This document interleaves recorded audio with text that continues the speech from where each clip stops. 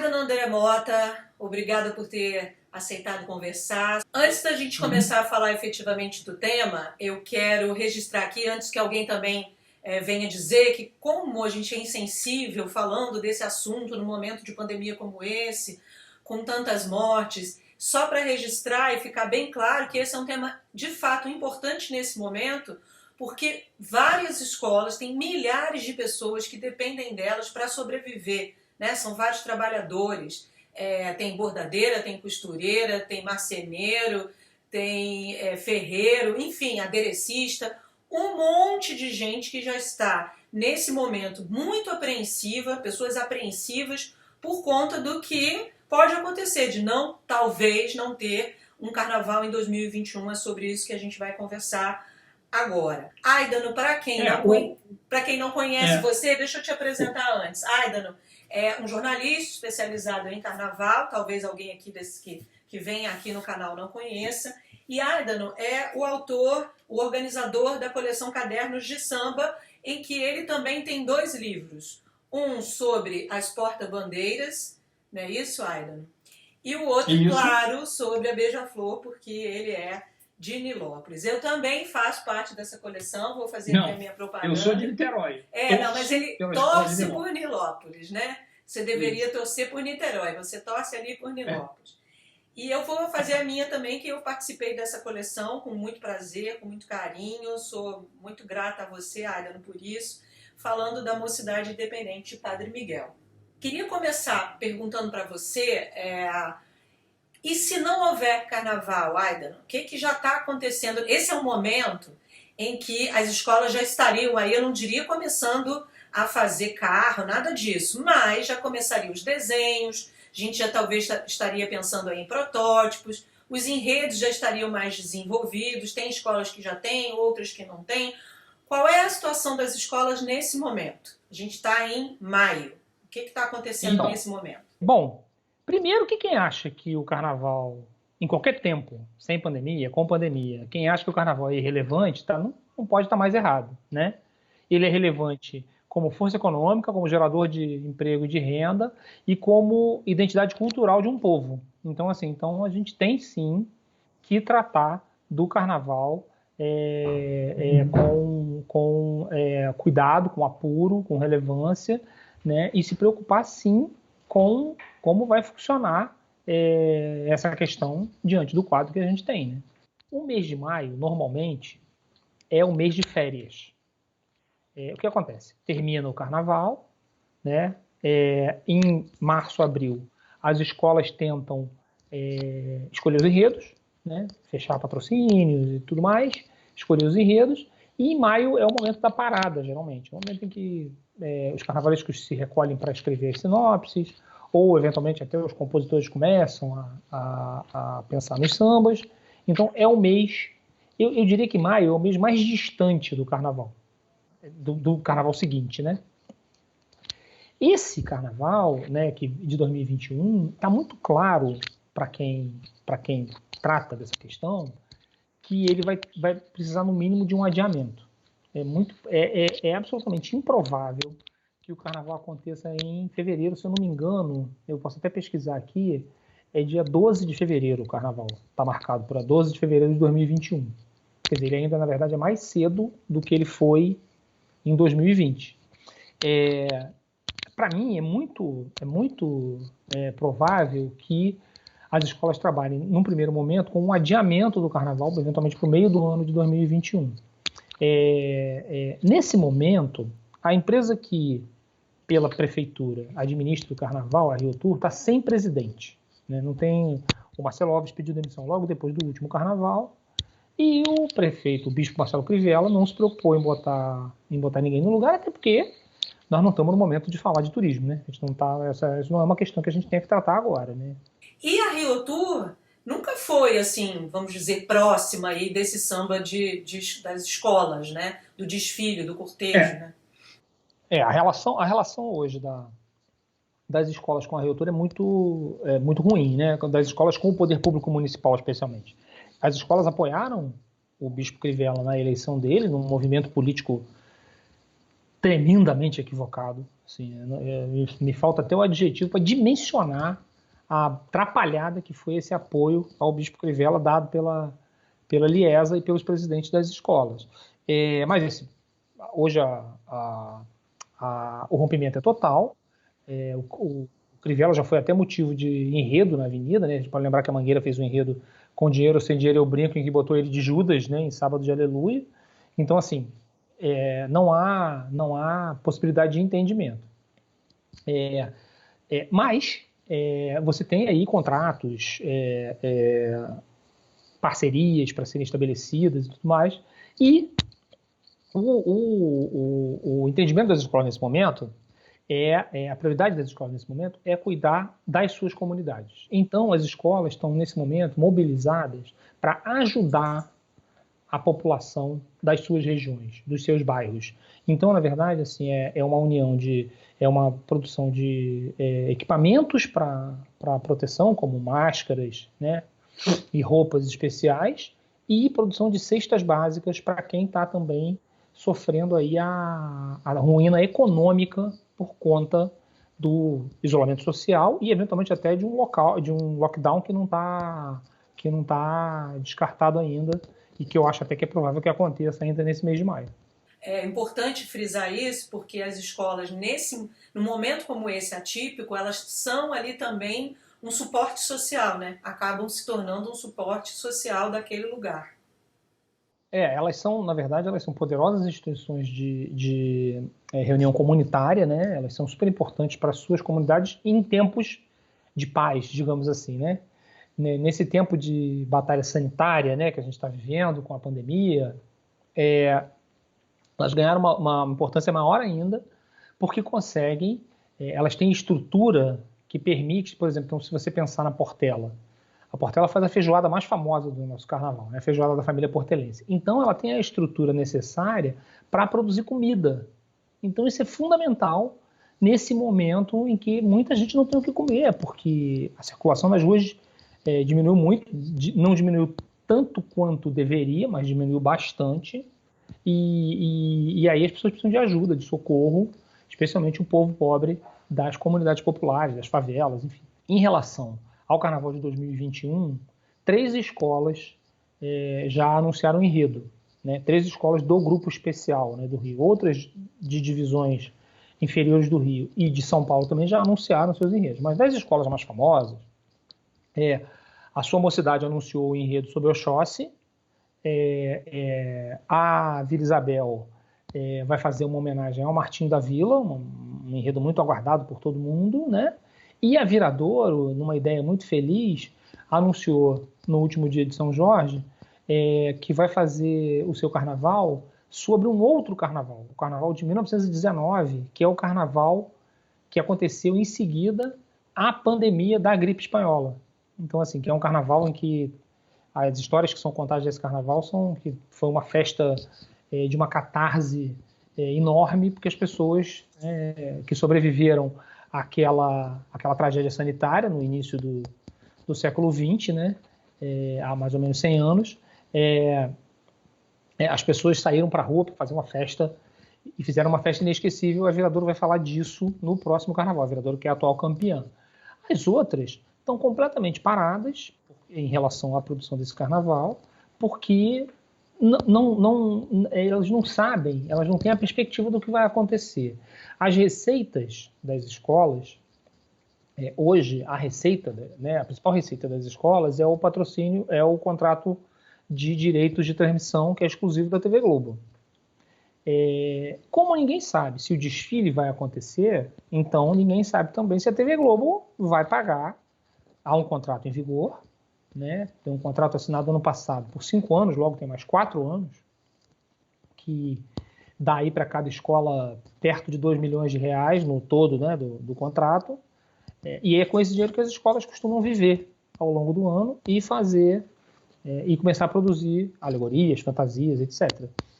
Ninguém sabe o que vai acontecer, porque se você não tem, supondo que essa alternativa que é a mais citada nos bastidores, de um adiamento, a TV Globo vai estar no pleno direito também a adiar os pagamentos dessas parcelas. O problema é como as escolas, seus funcionários e suas despesas correntes, seu custeio, né? Como as escolas vão viver até lá. Isso é realmente uma interrogação muito inquietante, muito assustadora para aí quem administra essas agremiações.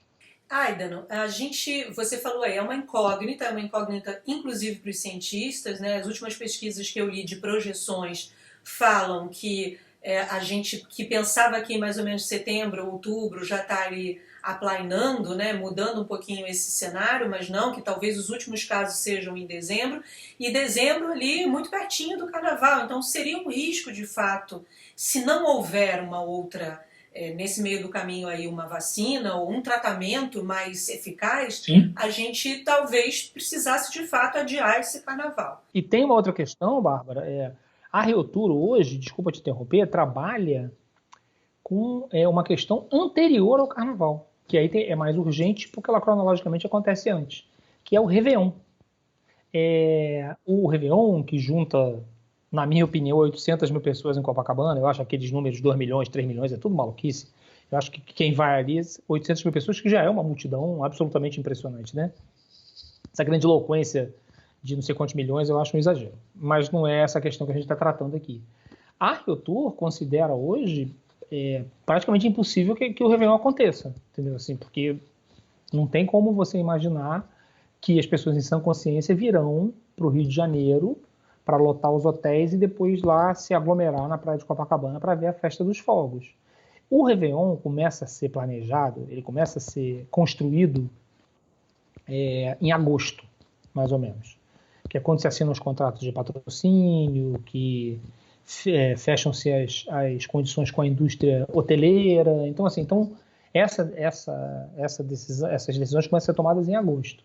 Em agosto, possivelmente, a gente vai estar saindo desse pico que a gente está vivendo, está começando a viver agora, tragicamente, né?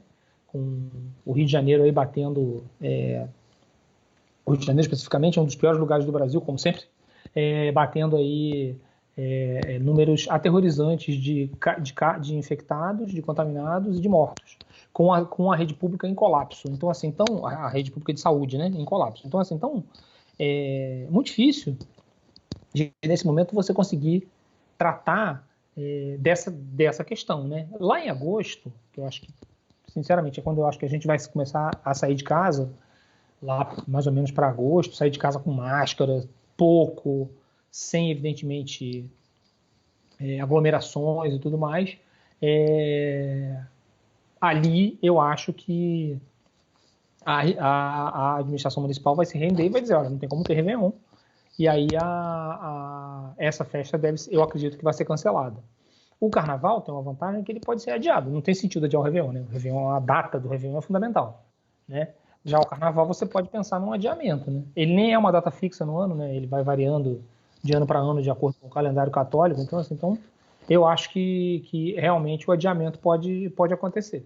E aí, é esse ponto que eu queria pegar com você, porque é a questão do adiamento mesmo. Para os antropólogos, alguns acreditam que adiar, você fere ali, você alteraria ali. Não chegaria uma ferida, mas você altera um ciclo, né? Que são os ciclos das festas, né?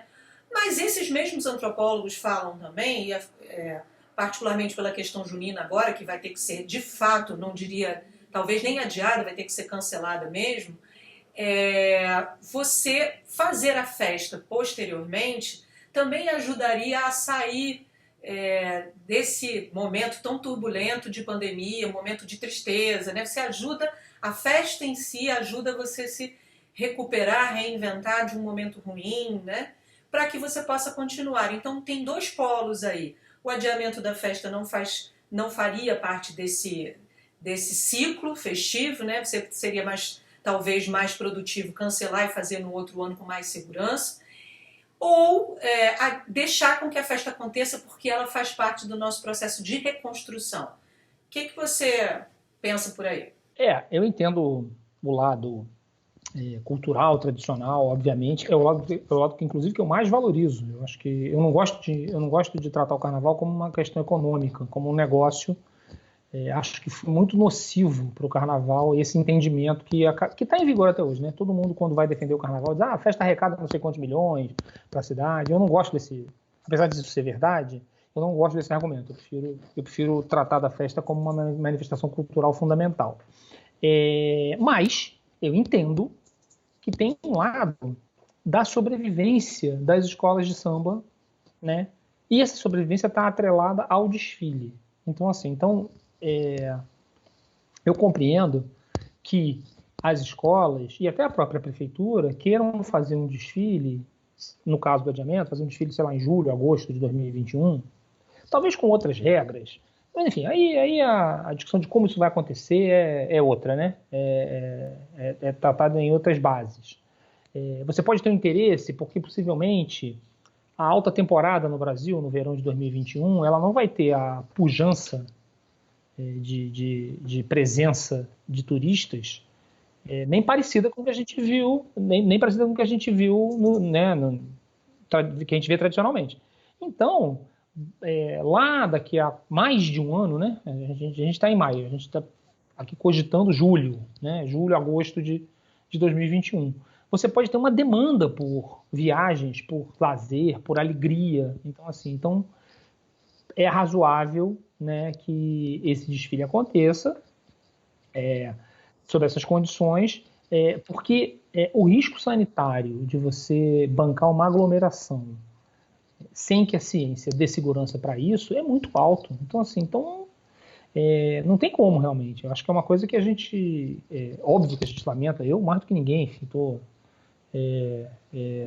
que vive essa festa de maneira tão intensa, né? Vive esse mundo de maneira tão intensa. Você imagina eu aceitar pacificamente que você não vai ter nenhum tipo de reunião em torno de sambistas nos próximos meses. Você falou de uma questão importante, que é a festa como cultura, né? E não apenas como produto, muitas vezes tentam impor, né? Principalmente as autoridades públicas. Mas, de fato, parece essa ser a língua que essas pessoas falam. Então, muitas vezes, a gente que defende a festa como cultura e como reinvenção de sociedade, acaba indo para esse lugar para poder fazer com que as pessoas olhem, pelo menos, com um olhar mais positivo para a festa, né? E aí, nesse momento, o que me preocupa você falou, tem uma preparação toda. Julho já começariam ali os ensaios das escolas, muito pequenos, de uma forma muito pequena, mas já começaria, né, uma escola indo para outra, visitando a outra, quadra lotando em novembro, dezembro, e isso aí também gera renda.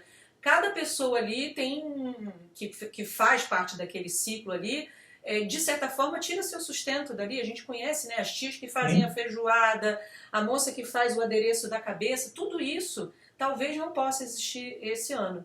O que pode acontecer com essas pessoas e o que poderia ser feito para apoiar essas pessoas num momento como esse de não renda, né? Da ausência de renda? Pois é, aí é que vem a face mais cruel da história, né? Porque, primeiro, as escolas, ao longo dos anos, elas se assentaram em relações precarizadas de trabalho com as pessoas que as integram, né? Então, assim, é tudo sem carteira assinada, é tudo recebendo ali um bolinho de dinheiro na mão como salário, sem recibo, sem nada, sem qualquer segurança, sem recolhimento de imposto, sem nada disso. Ou recolhimento ao fundo de garantia muito menos, enfim. Então, nesse momento, fica tudo muito mais complicado. E aí a gente tem um fator que é aterrorizante, que é o nosso setor público, né? Quem é que vai agora olhar para as escolas de samba? O prefeito, o bispo neopentecostal, que ocupa a prefeitura do Rio, imagina. Né? Acho que eu fico pensando se alguém entra no gabinete do Crivella e diz assim, prefeito, a gente tem que pensar nas escolas de samba, acho que ele taca um cinzeiro, um negócio na pessoa, né? Assim, a pessoa vai ter que se abaixar, se esquivar, porque ele vai jogar um negócio na pessoa, a pessoa falar de escola de samba nesse momento. Né? Enfim, o governador Wilson Witzel, ele tem uma preocupação, até por razões eleitorais, ele entendeu que esse universo é eleitoralmente interessante estar próximo dele, né? Já que, como contraponto até ao prefeito do Rio, que é um inimigo declarado das escolas de samba. Só que Põe na agenda. Vamos botar na agenda do governo do estado do Rio de Janeiro as escolas de samba. Não vai dar para ser uma prioridade, né? Não vai dar para ser. Vai ter que ser tratado no momento devido, depois da saúde, depois da educação, depois da segurança, depois do desenvolvimento econômico. Aí, talvez, você se preocupe com as escolas de samba. As escolas não têm muita alternativa porque elas se afastaram demais das empresas, né, do setor privado da economia. Ao longo dos anos 90 e da primeira década do atual século, né, a década de zero, como diz o nosso amigo Fábio Fabato, as escolas apostaram muito em dinheiro de prefeitura, de governo do estado, de países estrangeiros, não renovaram, não oxigenaram os seus processos para ganhar mais transparência, para assumirem conceitos, adotarem conceitos mais modernos de gestão. Então, assim, as empresas foram embora, basicamente. Sobrou quase ninguém. Então, não dá para... Essa questão da receita das escolas é uma questão muito dramática, assim. Não dá para enxergar de onde que as escolas vão conseguir uma receita alternativa afora a TV Globo, que a gente já falou aqui, que é absolutamente uma incógnita, né? E aí eu vou te fazer aquela pergunta do leigo, para a gente poder esclarecer mesmo esse ponto que é a questão do dinheiro. E a subvenção, mas eles não deram, sei lá, 500 mil, acho que foi no ano passado, né? Me corrija se estiver errado, para as escolas. Para onde foi esse dinheiro? Esse dinheiro não poderia estar sendo como contrapartida agora para apoiar esses trabalhadores? É a pergunta, aquela do Twitter que chega para a gente sempre. Então, na verdade, assim, a Prefeitura do Rio tem 2 anos que não dá um tostão para as escolas, né? Não bota nada. Que aí é um processo que tem a ver com a opção político-religiosa do prefeito, né? Ele é um bispo, ele tem um cargo de relevância numa denominação neopentecostal, a Igreja Universal do Reino de Deus, que é inimiga declarada, explícita, resolvida de qualquer manifestação ligada a samba, a candomblé, a umbanda, enfim, isso aí é certo como amanhã o sol vai nascer. Então, assim, daí, desse mato não sai coelho, né? O que as escolas conseguiram esse ano, ali na última volta do ponteiro do carnaval, ali faltam 3 dias para o desfile, a refinaria de Manguinhos, num processo intermediado pelo governador Wilson Witzel, deu lá um dinheiro, 1 milhão para cada escola, na verdade ficou em 800 mil reais, porque teve que dividir com escolas do acesso e tudo mais, 800 mil reais para cada escola, para o carnaval de 2020. Só Refit é o nome da refinaria de Manguinhos agora. Só que esse dinheiro acaba entrando no pagamento de dívidas contraídas para a produção do carnaval. Vamos explicar isso, porque elas compram todo o material sem ter dinheiro, e aí esperam o dinheiro entrar para poder pagar. É assim, as escolas elas têm dinheiro, assim, elas partem das mesmas receitas. Esse dinheiro da TV Globo, né, que é um contrato que hoje deve dar em torno de 1 milhão e 800 mil para cada escola, e o dinheiro da venda de ingressos da Sapucaí. Esse dinheiro entra para cobrir o orçamento das escolas ao longo do ano. Não só a produção do carnaval, que é uma produção cara, né? Enfim, você tem que construir 4 alegorias, vestir mais ou menos 3 mil pessoas, produzir e conservar os instrumentos da bateria. Além disso, você tem as despesas com quadra, com barracão. A conta de luz de um barracão da Cidade do Samba gira em torno entre 20 mil e 30 mil reais por mês. Porque um barracão, a gente fala barracão, parece que é uma coisa precária, né? Para os leigos. É uma estrutura de 4 andares, uma mini fábrica, entendeu? Uma estrutura de 4 andares que precisa aí de uma operação, de funcionários, vigias, enfim. Então, esse dinheiro, a conta não fecha só com esse dinheiro. Então, o que as escolas fazem? Tem os seus trabalhadores todos precarizados, né? Então, assim, mesmo as estrelas, né? Mesmo os carnavalescos, os cantores, os casais de mestre e porta-bandeira, eles não recebem, eles não dão nem nota fiscal. Nota fiscal já estaria errado, porque você não pode ter relação fixa de trabalho via pessoa jurídica, via nota fiscal. Teria que ser carteira de trabalho assinada, aquela azulzinha que está muito fora de moda, mas aquela. É, e as escolas não têm isso. O pagamento é feito de uma maneira totalmente informal. Então, assim, além disso, a compra dos materiais para a construção de alegorias, de fantasias, materiais caros, são feitos muito em cima da hora. Por quê? Porque o dinheiro chega muito em cima da hora. As escolas não conseguem se planejar com um ano de antecedência. Vamos esquecer da pandemia por um momento. É até um prazer, né, fazer isso. Se a gente tivesse em condições normais, as escolas de samba poderiam se planejar para estar tratando agora do carnaval de 2022. Está decidindo os enredos de 2022, porque o de 2021 já estaria decidido, tudo comprado, tudo planejado. Assim funciona uma estrutura daquele tamanho, entendeu? Assim, então, se a gente tem uma fábrica de, sei lá, copos, a gente tem uma fábrica de copos. Os insumos, os materiais comprados para fabricar os copos são comprados com um ano de antecedência, estocados, enfim, porque você compra mais barato, né? As escolas não conseguem fazer sequer isso. Elas são administradas de um jeito muito amador, de um jeito muito artesanal. Então é muito complicado você acaba pagando mais caro. E aí, ao pagar mais caro, a conta não fecha. As escolas são inadimplentes ano a ano. Não tem como, tem muito calote, tem gente que toma calote direto de escola de samba. Enfim, essa informalidade também prejudica agora no momento que está todo mundo se apertando. É muito mais fácil para quem tem parceiros fixos, para quem tem estrutura em que entrega os produtos. Quer dizer, as escolas não conseguem fazer isso. É tudo muito precário no universo das escolas de samba nessa questão de estrutura logística.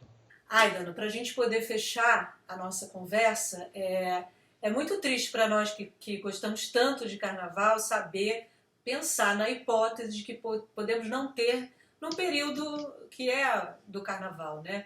Sim. Que é ali fevereiro, março, muitas vezes a gente se prepara, né? A gente que gosta, que cobre, que faz textos, enfim, a gente se prepara. E mais do que isso, né? Assim, a gente que, por exemplo, esse ano a gente viveu uma noite inesquecível na quadra da Mocidade Independente, né? Que fomos todos no aniversário da ala do nosso amigo Flávio, esqueci o nome da ala. Oba-oba, isso. Da ala Oba-oba, uma noite que teve Grande Rio e Salgueiro visitando a Mocidade, uma noite inesquecível. Possivelmente mais legal que o desfile. Eu acho o ensaio muito mais legal que o desfile. Inclusive, a gente não vai ter isso também. Não é só o desfile que a gente não vai ter. A gente também não vai ter momentos como aquele que a gente viveu esse ano, né? E aí? E se não houver carnaval? O que a gente faz, a gente que gosta tanto de carnaval? Pois é, eu tô me ocupando dessa pergunta. Tô vendo, acho que lá na época do verão, né? Quando o verão chegar, a gente já vai estar num momento em que a pandemia vai ter abrandado, né? Então a gente deve conseguir, pelo menos, sair de casa, fazer determinadas reuniões com algumas medidas de segurança, do tipo não chegar tão perto e tudo mais.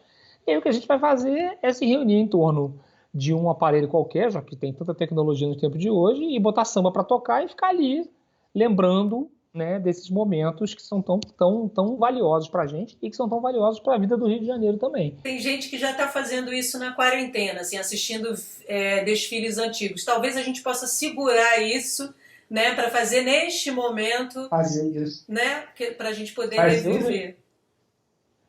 E assim, eu estou me preocupando, eu até quero chamar todo mundo que está assistindo a gente, para que quem puder ajudar. Tem muita corrente na internet, de vaquinha, para você ajudar o povo pobre das comunidades populares, né? Então, assim, sendo do samba ou não, então, assim, quem puder dar uma força, porque está difícil, está pesado, né? E a gente vai acompanhando aí o processo, as movimentações das escolas, para ver o que acontece até lá o carnaval. Mas mesmo eu gostando de carnaval do jeito que eu gosto, eu costumo dizer que o carnaval, que um ano é um intervalo aborrecido entre dois carnavais. Você imagina um ano estendido, como está parecendo que vai ser esse.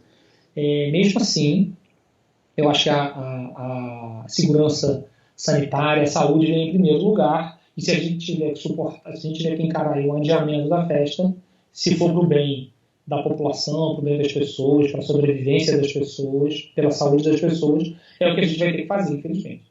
Danu, muito obrigada por essa conversa. Foi super positiva para a gente poder pensar, inclusive, repensar a festa um pouquinho, o que a gente pode melhorar quando tudo voltar à normalidade, se é que a gente pode falar que existe normalidade no Brasil, mas enfim, quando tudo retomar aí o seu rumo, para a gente repensar também nessas questões da precariedade. Eu acho que é um tema muito importante para a gente que defende o carnaval, discutir, reivindicar e cobrar de quem faz a festa e de quem apoia a festa, para que a vida dessas pessoas, nesse momento, num momento como esse, não seja tão difícil. A gente está aqui precisando pedir ajuda, apoio financeiro para as pessoas tão talentosas, né, Aida? Não tão brilhantes, que fazem coisas tão legais, né? São artistas mesmo, invisíveis, incríveis e invisíveis ao longo de um ano inteiro, né? Isso que você falou é muito importante.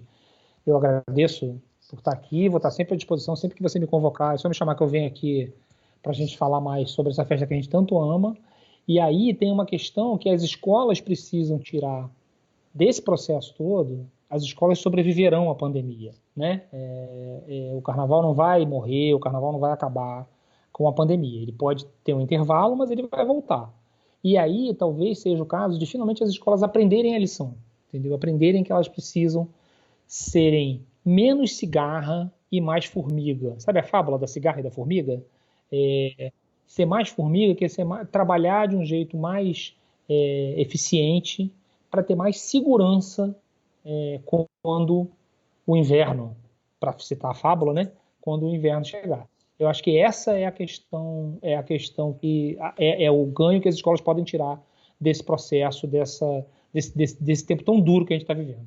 Tá certo, Aida. Obrigadão, viu? Valeu mesmo. Nesse canal que tá só no comecinho, como eu já falei em outra entrevista, mas que a gente fala aqui do que a gente quer, do que a gente gosta e tem prazer. Obrigada. É isso aí. Sempre que for convocado, estarei aqui. Um prazer falar com vocês. Um beijo. Todo mundo, quem puder, fique em casa, lavando as mãos e usando álcool gel. E ouvindo um sambinha, se quiser também. E ouvindo um sambinha, por favor. Beijo, Aida. Tchau.